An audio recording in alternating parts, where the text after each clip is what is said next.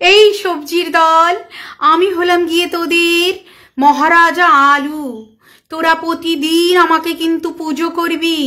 এই বরবটি আর পেঁয়াজকলি, তোরা মিটিমিটি হেসে হেসে একে অন্যের গায়ে পড়ে যাচ্ছিস যে বড্ড।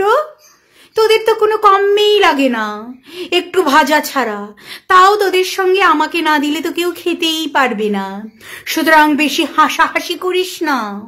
আর ফুলকপি, তুই দেখি বড্ড ভাব দেখাচ্ছিস। ওহো, বছরের এই সময় তোর একটু দাম হয়, তাই দুদিন বাদে তো তোকে আমার সঙ্গে ফ্রি দেবে রে।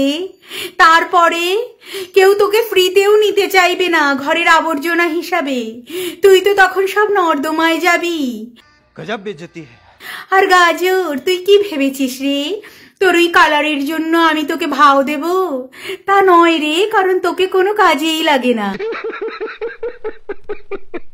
ও হ্যাঁ, মনে পড়েছে, তোর একটু হালুয়া হয়, তাও তোর মধ্যে গাদা গাদা চিনি না দিলে সেই হালুয়া তো কেউ খেতেই পারবে না। সুতরাং বেশি ভাব দেখাস না। হ্যাঁ বিট ভাই, তুই অনেকটা আমার মতো দেখতে, কিন্তু বিট ভাই তোকে নিজেকে শুধরাতে হবে।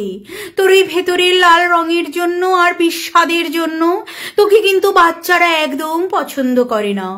আমি বিশ্বাস করি না, আমি বিশ্বাস করি না। দেখেছিস বাচ্চারা আমাকে কত পছন্দ করে, আমার কত পদ তৈরি হয়। এমনকি চিপসেও আমি, প্রতিটা বাচ্চার হাতে চিপসের প্যাকেট, আলুর চিপস। সুতরাং নিজেকে একটু বদলা বিট ভাই, তাহলে দেখবি সবাই তোকেও পছন্দ করবে, তোকেও খাবে। আর হ্যাঁ বাঁধাকপি, তুই তো গরুর খাদ্য রে, দুদিন বাদে তোকে কেউ রুজবে না। সুতরাং তুই তোর পেটটা ফুলিয়ে বসে থাকিস না।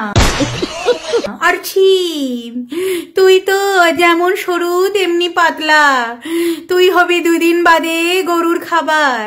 গজব বেইজ্জতি। সুতরাং তোরা কেউ বেশি লাফালাফি করিস না।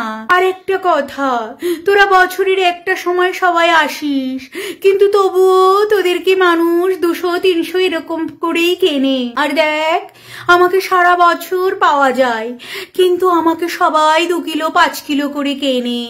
সবার ঘরে সব সময় আমি থাকি।